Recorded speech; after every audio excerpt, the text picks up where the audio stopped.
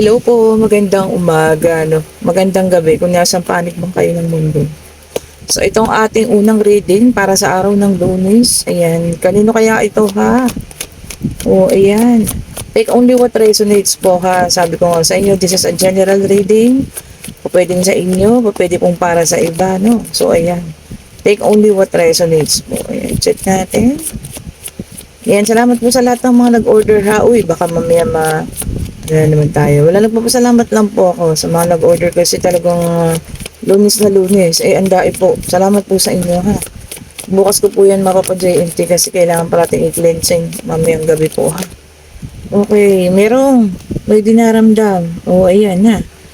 Kung ano man itong iyong dinaramdam, bakit ka nagkakaroon ng urungan natin mga ilaw. Ayan. Dinaramdam dito, ano ba yan? Mabigat ang dinaramdam ninyo ha. Maaaring may pag-iisip. Kaya ito. Tignan pa natin ha. Tignan pa po natin. At salamat po sa lahat ng mga nanood ng reading kagabi, no? Ayan. Thank you so much po. At sa may gusto magpa-reading bukas, Tuesday, pwede naman tayo, kaya lang sa gabi lang po ha. Kasi may ipapakayos tayo dito sa bahay. Ayan. Eh, maingay naman kapag ano po. Basta kung gusto niyo bukas, pwede po sa gabi tayo ha. Ay, ito pala yung dalawa. Uy! Okay, King of Cups. Meron tayong Three of Pentacles. Tignan pa nga natin. Meron tayong Ace of Swords. Tignan natin ha.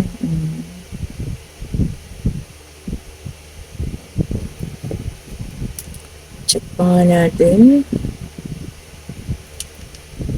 Purong natin ang ating camera para mag-kasya. Ayan po, kasya naman. Ayun, tumalon ng pusa. Ay, meron tayong King of Wands. Ala, dalawang king. Okay. Sige. Tingnan pa natin, ha? Itong ano pa, ang paparating.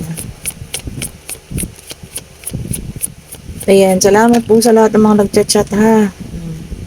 Meron tayong The Empress. Ayan.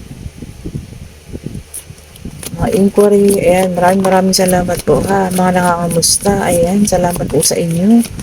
Sa lahat po ng mga nanonood, mga bagong subscriber, mga datihan na. Maraming salamat po sa inyo. And then, meron tayong The Justice. Alam niyo bang umulan ngayong araw na ito, di ba?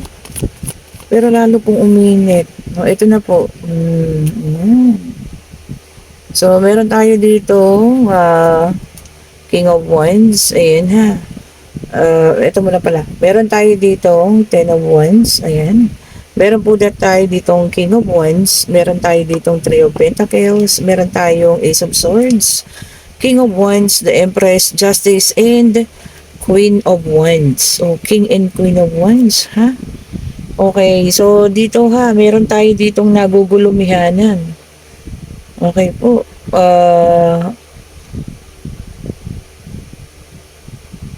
Sana makapag-isip. Kasi merong, alam niyo yun, parang meron siyang, ito ating Queen of Wands. So, parang meron na siyang karelasyon. Pero meron pang isang king doon. Ayan ha, King of Cups. So, lumabas din ang ating The Empress. So, parang karelasyon na din niya ang ating King of Cups. O, ayan ha. So, ikaw na Queen of Wands ka, medyo ang nakakabigat sa iyo ay between King of Wands and ang ating King of Cups. Ayan, okay po. So, dalawa sila na minamahal mo. Yun po ang nakakabigat sa inyo ha. So, dalawa sila sa puso mo. Pero alam mo ba na may karelasyon din ang King of Cups na ito? Ayan ha. Kung kayo man ay LDR, so ibig sabihin po may karelasyon din po itong King of Cups ninyo. The Empress. So, pero ikaw parang ayaw mo na sa kanya, sa ating King of Wands. Ayaw o nagugulumihanan lang. Dahil nga may bagong pag-ibig sa katauhan ng ating King of Cups. Pero nakita mo ba na lumabas ang ating The Justice? Isa lang ang ibig sabihin yan. 'Di ba? So, meron at meron pong justice na lalabas ha. Between you, between the Empress, sa King of Wands, and sa King of Cups. Okay po. So, kung nagkakaroon na kayo ng doubt at nawawala na yung pagmamahal nyo sa King of Wands dahil dito sa inyong King of Cups na ito, na kung pag-isipan nyo pong mabuti ha. Kasi kung iniisip niyo kung may asawa siya o may karelasyon siya, meron po. Ayan. So, kilalanin mo pong mabuti ha. Hindi yung iiwanan mo ang isang taong tunay na nagmamahal sa iyo para sa kanya, na meron din po palang karelasyon na iba. So, isa lang po ibig sabihin nito ha. Maaring kayo po ay niloloko lamang ng taong iyon kasi nga meron siyang karelasyon.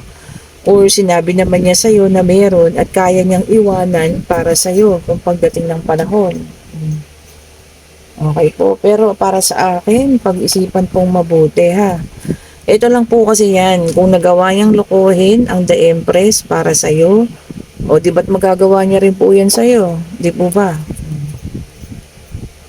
Okay po. Napakahirap po nitong pagdidesisyon na gagawin ninyo dahil baka mamaya bitawan ninyo ang King of Wands para sa kanya, no? Tapos sa bandang huli, iiwan din pa wala kayo. O di po ba? Mahirap po iyan ha. Tapos pag gusto nyo bumalik sa King of Wands, no? Wala na, hindi na kayo makabalik. Okay, so ito naman ay no gender specification ha. Pwedeng lalaki, babae po, LGBTQ. So, no gender specification. And inuulit ko po ha, kung ito ay para sa iyo, ayan, sige. Okay lang. Kung hindi po para sa iyo, alam niyo na yun. Diba? Iskipan niyo to kung ayaw niyo pong marinig. Para walang violent reaction, ha.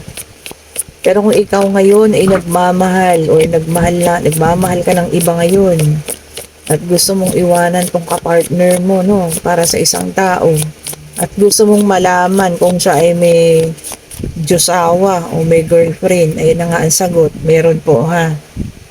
Okay po, meron siyang asawa po, ano.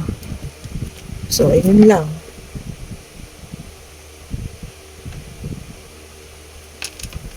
Okay, so tignan pa nga natin kung ano po ang lalabas ha. Pasensya na kayo kasi po, ang dai pang nagko-confirm ng order. Sine-check ko lang po. Tulog na tulog ang ating isang cellphone. Pasensya na po. Okay, and then meron tayong Knight of Cups, which is a water sign, o para sa mga katubigan pala ito. Cancer, Scorpio, and Pisces. O talagang may namumuong bagong pag-ibig ha. Sabi niya rito, susundin mo ang puso mo. Naku po, maaring sobrang na-inlove ka na ha, Queen of Wands, dito sa isa, at iiwanan mo yung isa. Naku, pag-isipang mabuti po ha. Maari kayong may masasagasa ang babae rin, may maaaring masisira kayong pamilya rin po ha. And then meron tayong the Devil in reverse o earth sign na to ha, mga earth sign. Taurus, Virgo, and Capricorn. Sabi niya rito, no, talagang gusto mo ng detachment or pagkakawala. Nako po, feeling ko sobra-sobra na yung attachment mo dun sa taong iyon. No, mas gusto mo na siya kaysa sa ka-live-in mo ba yan, asawa mo o boyfriend mo dati, no, talagang gusto mo siyang hiwalayan. Nako po, i-check niyo pong mabuti ha bago tayo makasira ng pamilya ng iba. Okay? Hindi ko sinasabi na mali ang magmahal, hindi sa ganun ha, pero yung sitwasyon po i-check niyo rin. Okay, and then meron tayong 2 of Pentacles and Earth sign o nawala na sa pagbabalanse. Kumbaga kinain na yung isip at puso mo ng obsession at sobrang pagmamahal sa taong yun. Ay naku, pag-isipan po munang mabuti. Ibalik mo kung ano man yung dating na, alam mo yun, mas magana ang isip, no, kaysa sa puso.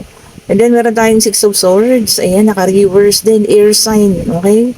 Gemini, Libra, and Aquarius. Talagang gusto niyong umalis. Tumakas kayong dalawa. Nako. Ay, nako. Talagang gusto niyong tumakas na dalawa po. At para sa inyo, walang makapipigil. Naku naman. Pag-isipan niyo pong mabuti bago magsisi ha. Okay, so fire sign na lang yung wala, no? And then meron tayong the world, naka-reverse din. Ayan. O, yung iba naman sa inyo talagang gusto na lang ng closure o pagtatapos. Okay, kung ganun man iyan, sige. Maghanap na ng closure para maka-move on na ang lahat ha. Ito, naka-reverse na naman. Puro earth sign tayo ha, kadamihan.